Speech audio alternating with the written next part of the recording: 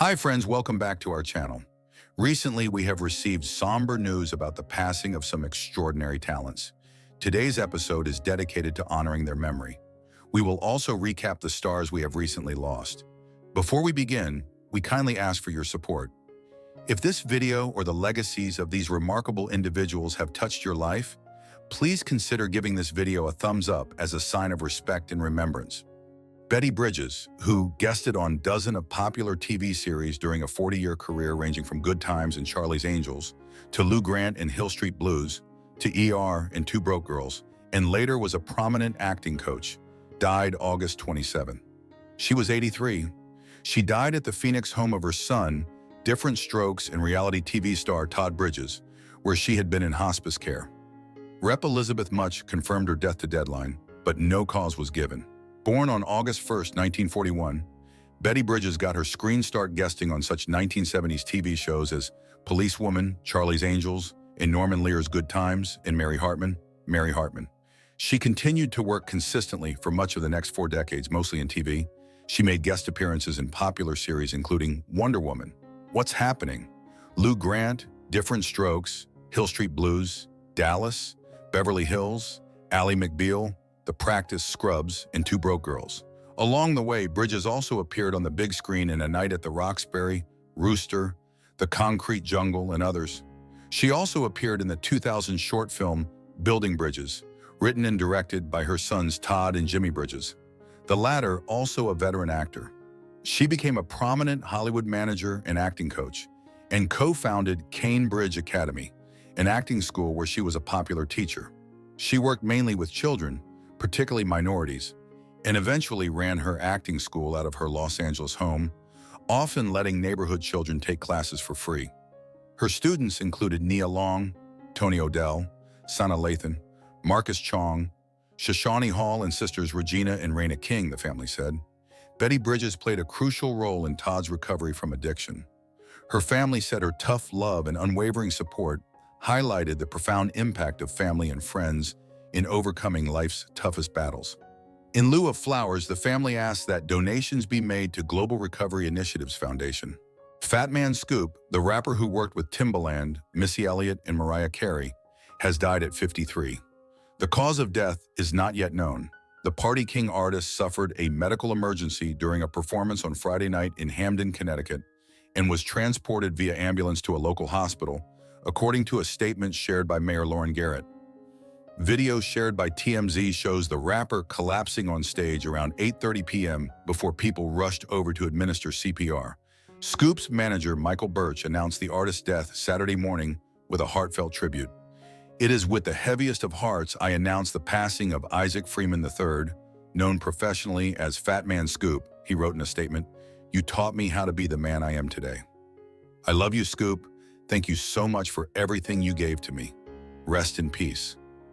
Birch, who also performs as Pure Cold, added on Instagram, "I am honestly lost for words. You took me all over the world and had me performing alongside you on some of the biggest and greatest stages on this planet. The things you taught me have truly made me the man I am today. Thank you so much. I love you, X." Born August 6, 1971 in New York City, Freeman found success with his 1999 single Be Faithful, which later topped the UK and Ireland charts in 2003. He went on to mentor a group of British musicians the following year on the Channel 4 series Chancers. He was known for his appearances on the 2005 singles Lose Control by Missy Elliott and It's Like That by Mariah Carey. Most recently, Scoop collaborated with Tekken 9 and Yi on the single No Popcorn that dropped in July. Scoop also had a cameo as himself on a 2007 episode of the animated series The Boondocks, and he competed on Celebrity Big Brother 16, UK vs. USA in 2015. Pro wrestler Sid Vicious, a star at the height of the WrestleMania era of the early 1990s whose career ended with a horrific and televised leg injury, has died after battling cancer for several years. He was 63. His death was announced on social media by son Gunnar Udy.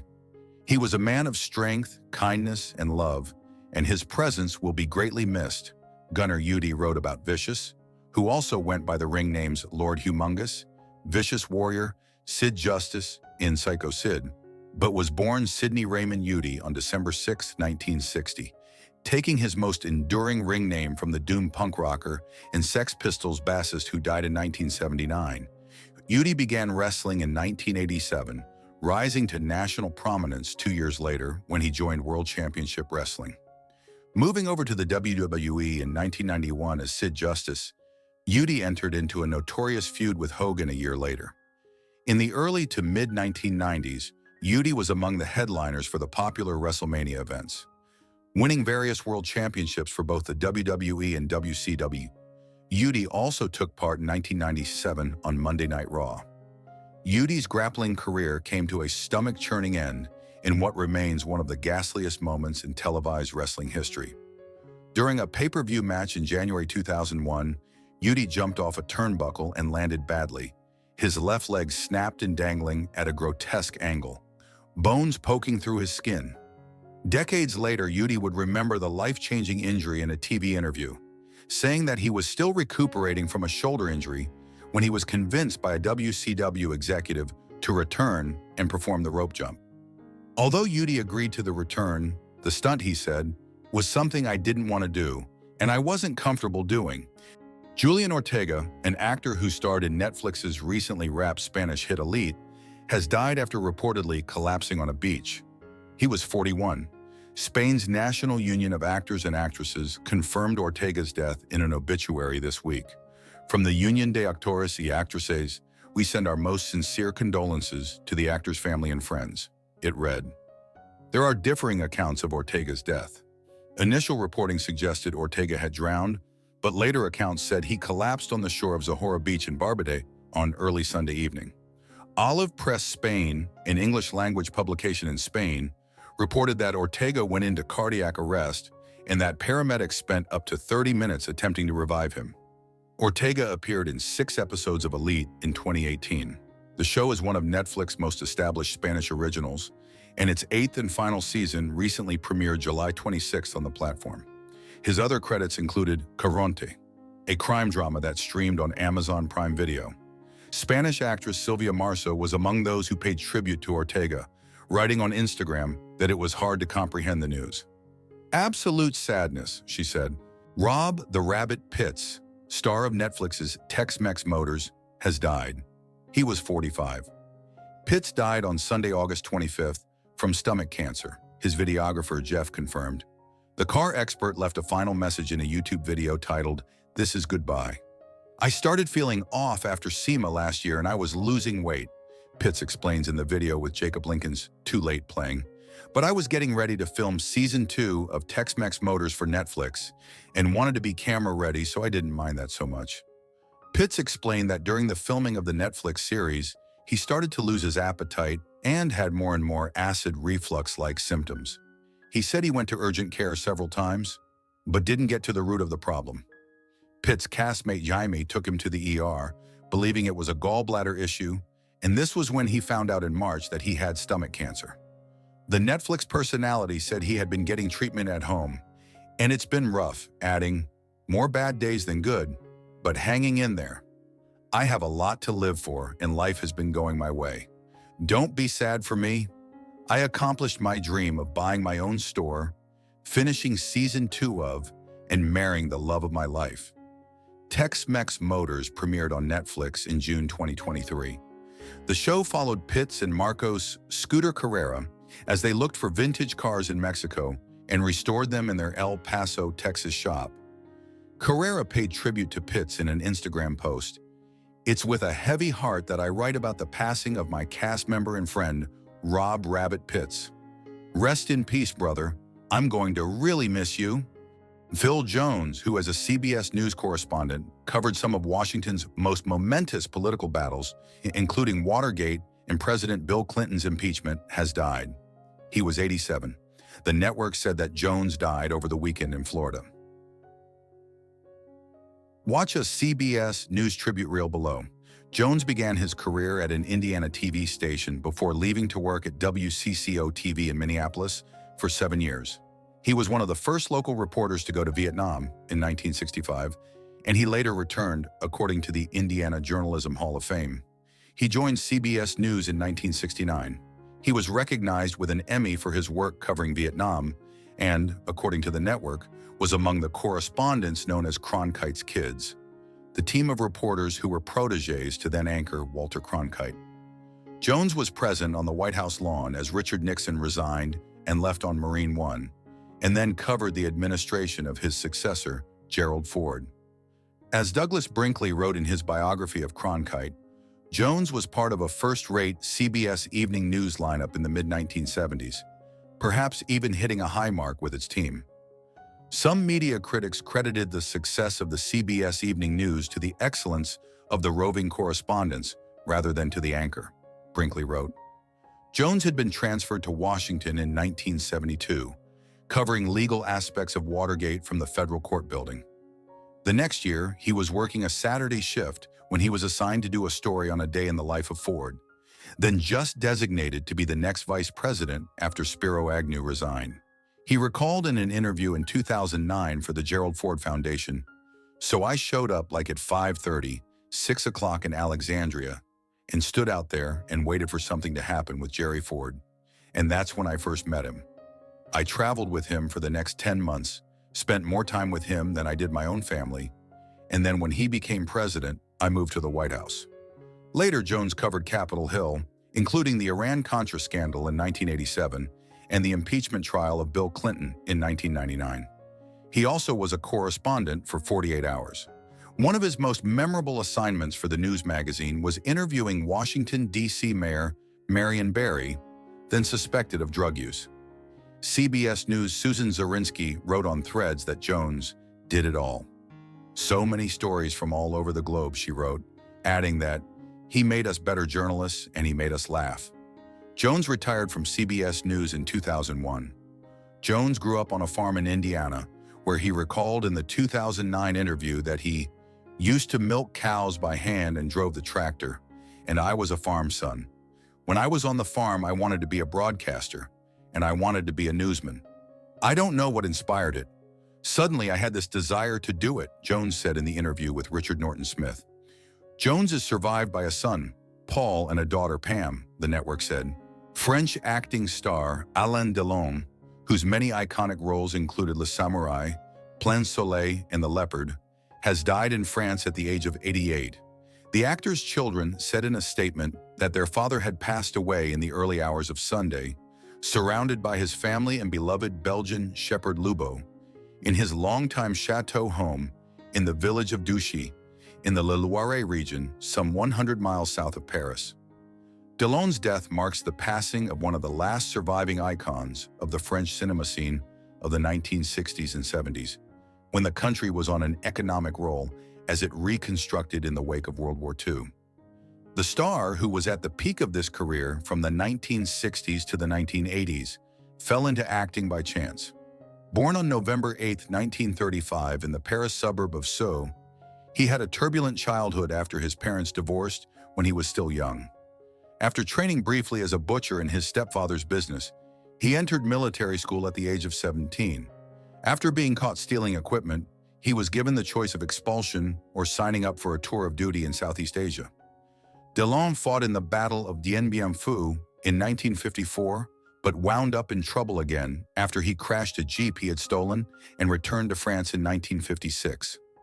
Having moved to Paris, where he did odd jobs to make ends meet, Delon got his first introduction to the cinema world through his relationship with actress Brigitte Aubert, who had recently appeared in Alfred Hitchcock's To Catch a Thief. After they hooked up, she took him to the Cannes Film Festival in 1957, where he met the actor and director Jean-Claude Brialy, as well as his future agent Georges Baume. "I came down with a girl that I liked, who loved me. I took it all in, did the red carpet, but even then, I felt at home. Not least, and I say this without pretension, because it was made clear to me that I was not bad looking," he told a Cannes masterclass in 2019. His next big break came via the actress Michel Cordoue, with whom he had an affair. She convinced her husband, director Yves Allégret, to give him a small role in his film Quand la femme s'en mêle. Delon was candid about the role women had played in his early career. "If I hadn't met the women I met, I would have died long ago. It's the women, I don't know why, who loved me, who got me into this profession, who wanted me to do it, and who fought for me to do it, he told a masterclass at the Cannes Film Festival in 2019. His career took off quickly from there, with Delon then appearing in Marc Allegre's Sois belle et tais-toi, which also featured Jean-Paul Belmondo in the cast, followed by Pierre Gaspard Huit's Christine, which would see Delon appear opposite Romy Schneider. Roger Cook, known to viewers of PBS's long-running series, This Old House as the landscaper with a solution to every problem and an answer to every question, died August 21st following a lengthy illness. He was 70. His death was announced on This Old House's official website. "I remember every lesson from Roger," said This Old House executive producer Chris Wolfe in a statement. "More importantly, there are millions of people whose lives have been enriched by everything Roger taught them." Cook's involvement with the popular home renovation series spanned nearly 40 years. He first appeared on the show for the series' second season in 1982 and signed on full-time as the landscape contractor for season 10 in 1988. When Ask This Old House debuted in 2002, Cook was part of the team, providing landscape advice directly to homeowners. Cook continued with the franchise until health issues prompted his retirement in 2020. Roger was our much-loved colleague, treasured by the entire This Old House community, for his soft-spoken but no-nonsense approach to every aspect of landscape contracting. The show's website tribute reads, "He was always there with the answers we needed." Born in 1954, Cook grew up in Burlington, Massachusetts, and was still in college at the University of Maine when he began working with local landscapers and tree firms. With a degree in wildlife management and conservation law, he founded K&R Landscape with wife Kathleen in 1982. The business, under different ownership, remains in operation. Roger's specialty and passion was plants, and no one was more knowledgeable, said Fred Pendleton, Roger's longtime friend and now co-owner of K&R Landscape with colleague Tom Pica. "You could ask Roger any question about any plant, which ones would survive shade, how to treat diseases, which perennials or annuals to choose, the best woody plants or deciduous trees for a certain backyard, even the Latin names for everything." And he knew it. Cook's health issues predate his departure from the series, first surfacing in 2018. At that time, he announced he was considering stepping down. "I have enjoyed the opportunity to share my knowledge and passion for landscaping," he said at the time, "and my life has been greatly enriched by the professional relationships and friendships I've formed over the years. I truly appreciate our fans' dedication and the concern for my well-being. Rest assured that I am in good hands, and please know that I am grateful for all of your support." Cook, who lost wife Kathleen to cancer in 2010, is survived by son Jason, daughter Molly, brother Greg, daughter-in-law Anna, and grandsons Peter, Noah, and James. Maxie Solters, a writer, producer, actor, and third-generation Hollywood publicist, has died. She was 37. Maxie died unexpectedly on Thursday at Providence St. Joseph Medical Center in Burbank. A cause of death was not immediately available. She joined Scoop Marketing in 2012, continuing the family's legacy from her father Larry Solters and late grandfather Lee Solters. During her time at the agency, Maxie worked with such clients as the KIA Forum, the Hollywood Bowl, and Music Forward, among others. A vibrant and invaluable member of the Scoop marketing team, Maxie brought a unique blend of creativity, passion, and expertise to her work. The company shared in a statement, adding, "Her infectious enthusiasm, positivity, innovative ideas, and unwavering dedication made her an inspiration to all who knew her." Born March 27, 1987 in Sherman Oaks, Maxie studied theater at the University of Southern California before going on to work in film and television casting. As a writer, producer, and actress, Maxie had accumulated several credits to her name since 2006, including Climax, the 2017 web series she created and starred in. She was also a voting member of the Screen Actors Guild. Additionally, Maxie served as a coordinator for 1 Billion Rising, in addition to being involved with V-Day International and women's rights. Her advocacy work was a testament to her compassion and desire to create a better future. Scoop shared, "Her unwavering optimism and kind heart touched the lives of many, leaving a lasting legacy of love and kindness." Maxie is survived by her longtime partner Dim Dobrin and their dog Pookie, as well as her father Larry and his partner Carol Greenhut, her mother Deborah Graff, her aunt Susan Reynolds, and her cousin Jonah Reynolds.